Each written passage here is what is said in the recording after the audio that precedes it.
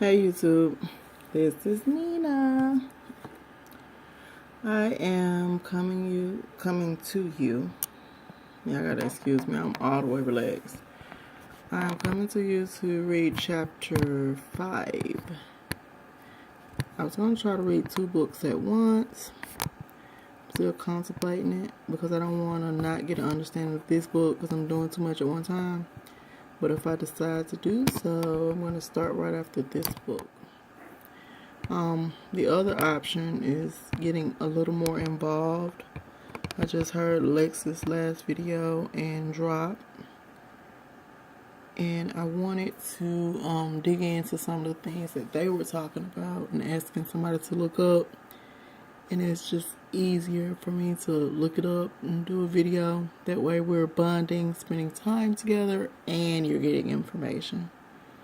And that's another reason why I like listening to the brothers and sisters, because when they're giving you the information, it's just like having a conversation with an old friend. Minus the fact that you find out so much information in this conversation. It will last like months, but you're getting it right in a couple of hours or so. So anyway, let's get on with it. Chapter 5. I'm trying to make it. I hate when I do extra stuff. Let me see. Sorry. I'm getting it together, y'all. I have it rigged, so you gotta bear with me. Let's just put that back. Okay.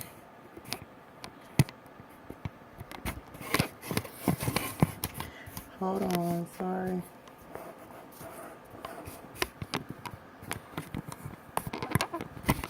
Oh, I know what I can do.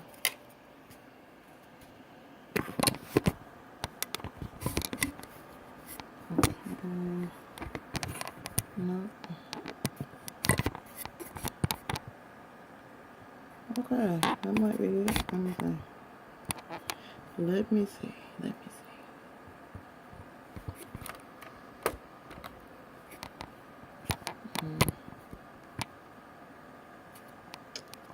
Okay. Chapter 5 is determination. Now when Hiram and Nahum left old Mordecai's dwelling, they hastened, full of wonder at what they had seen and heard, straight to the city. It was late, or rather early in the morning. It being nearly 2 hours after midnight, and they began to fear that their absence might have been discovered, a circumstance they wished by all means to avoid. They were as yet in no wise implicated or suspected by anyone but their relentless enemy, FOREX. They had, to their intense satisfaction, learned by the confession of the latter. But he, for the present, was safe, and therefore nothing was to be apprehended from that quarter. And there was yet another cause for rejoicing, that the impending interview of the lovers had been betrayed to Abimelech, and was therefore as well known by FOREX. There could be no doubt, but it was also certain that the king's nephew would hold his peace concerning his knowledge.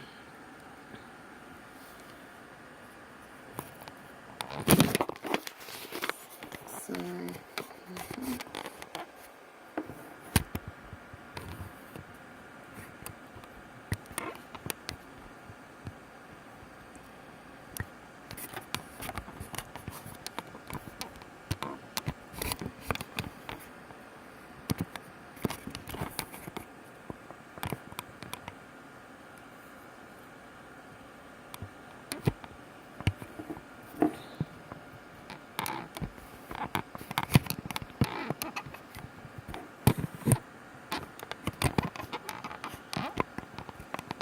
Sorry, y'all. I'm so sorry.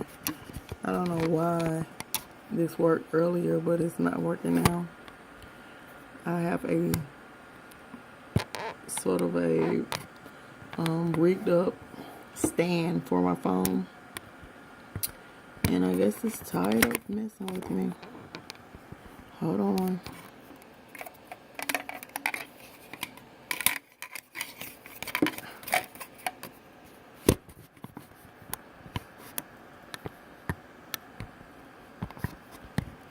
Okay.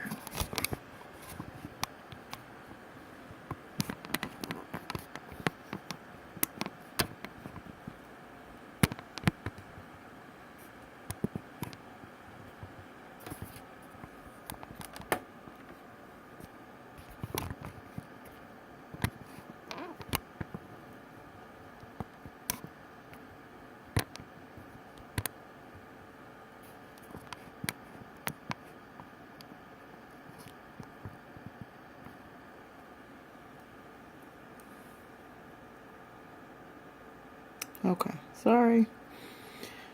Okay, so, but it was also certain that the king's nephew would hold his peace concerning his knowledge, so as in no wise to be implicated if his hired assassin's blow shall strike home. And so there was nothing to be feared but his vile tool, and that was out of harm's way.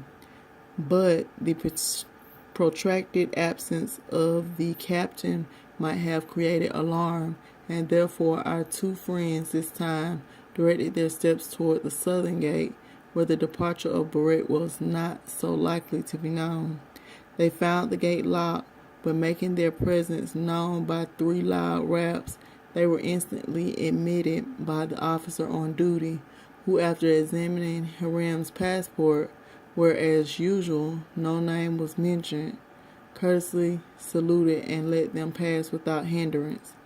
Nahum and Hiram, on leaving their friends, had assumed a disguise, and had therefore not been recognized by the officer, who believed them to be some favored officers of the king's household, who had been hunting for adventures in the suburbs of the city, as was not unfrequently the case. Once within the city, our wanderers were safe, as they could easily have accounted for their being abroad at this time, had need been, but they were not molested, and did not even meet with anything worth their attention until they came to a place where the street they were following crossed one of the most frequented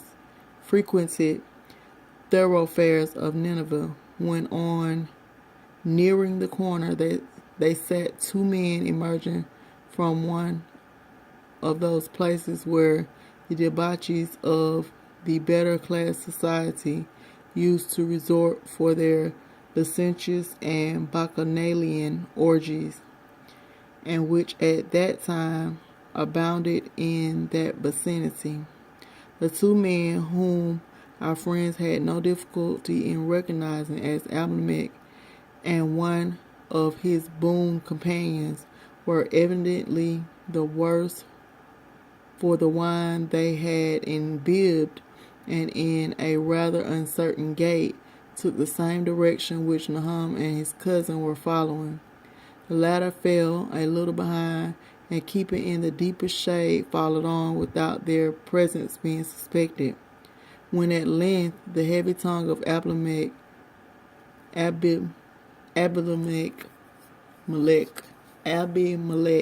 broke loose, and with a terrible oath he cried out, "Perdition! Seize these Jews! Would that whole cursed nation had but one head, I would sever it from the body with one stroke of my good sword. Look at this, Nahum. The miserable wretched dares to lift his gaze to my own royal bride, and by all that's infernal, she returns his affection." Wow, so he's mad. "Hitherto he has escaped my vengeance, but this very night will see him slain, hurled out of existence. Barak is true and brave, and he has promised me that before tomorrow's sun arises, the Jewish dog shall perish, were he to be slain at Hermon's feet.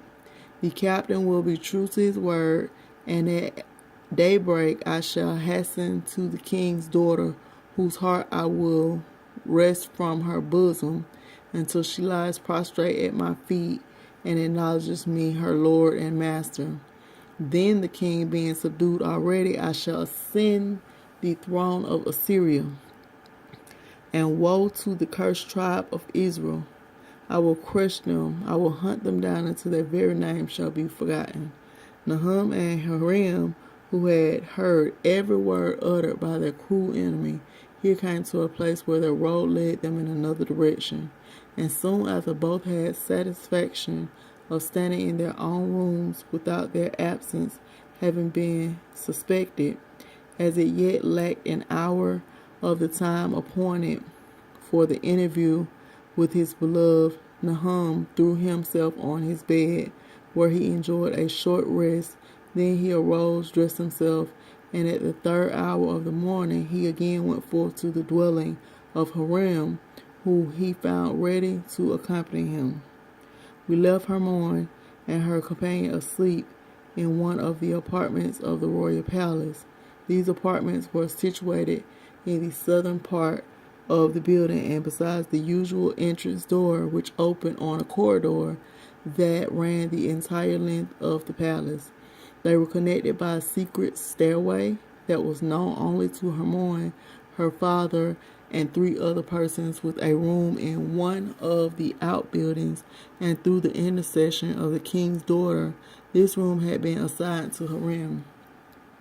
It was about 2:30 in the morning when Hermon awoke, and turning around, she beheld Tamar, also just opening her eyes. The maidens simultaneously arose, and meeting in the middle of the room, they embraced each other, their faces lit up with radiance that bespoke an inward happiness not felt for a long time before. "Oh, Hermon," cried, "such a bright, glorious vision as I had now, a dream from which I regret the awakening. I saw Nahum in all the splendor of glorious manhood.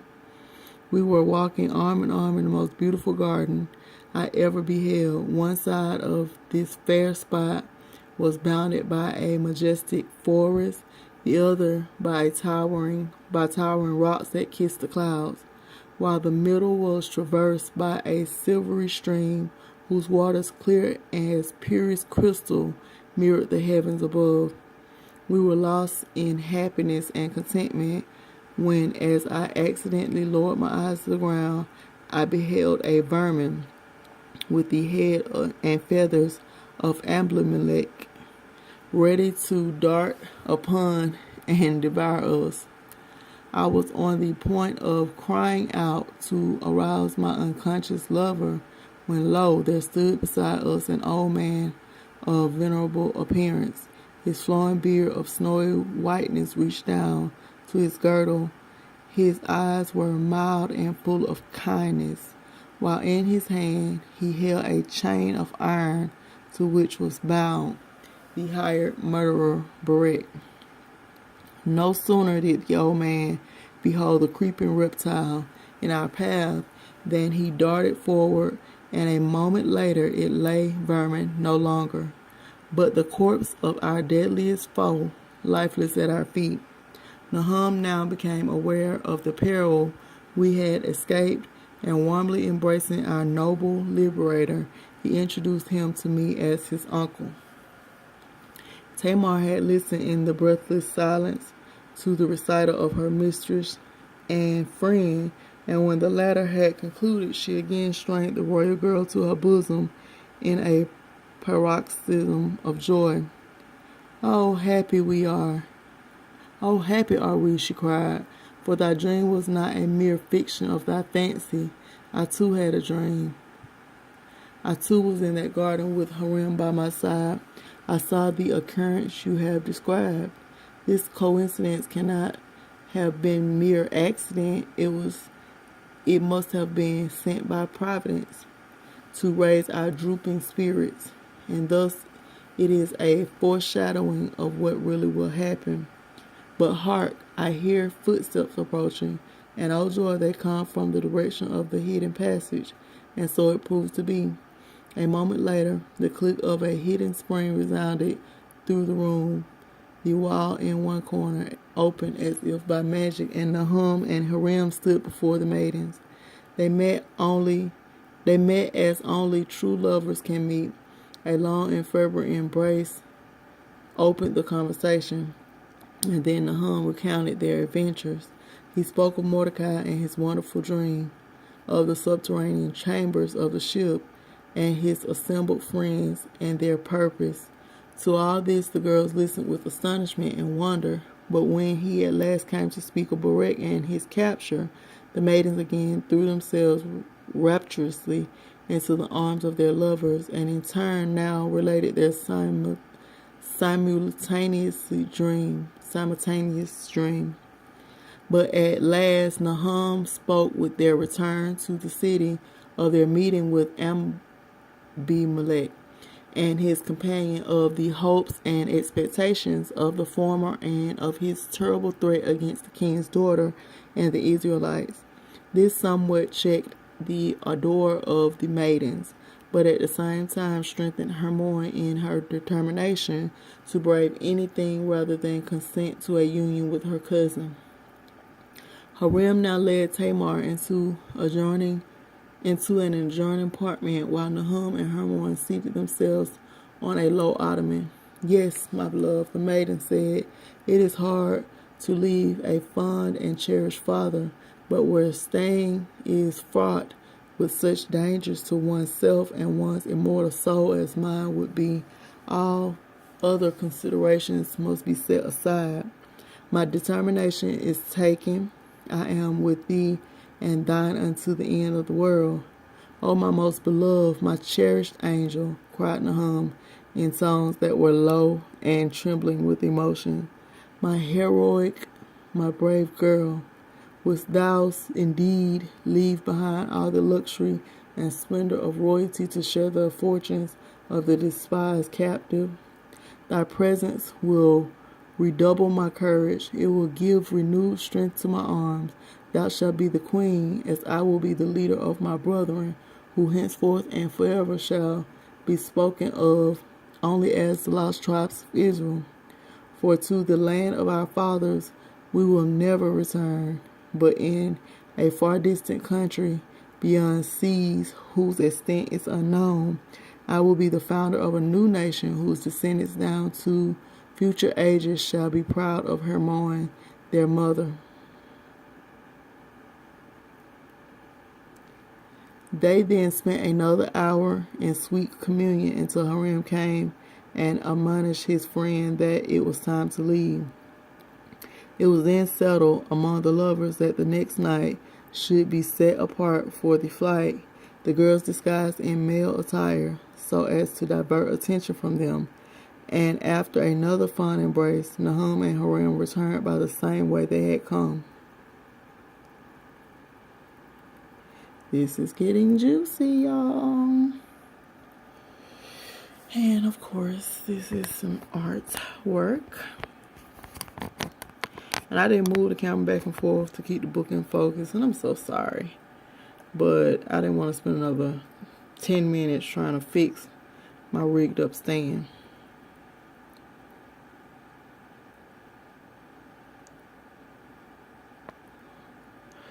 Okay. So that's the picture.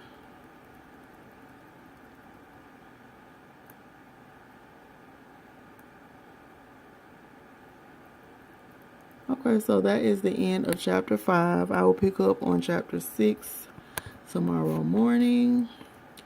And I'm going to stay up a little bit just to try to do a little bit more to help. So, peace and blessings to y'all, family. And I'm out of here.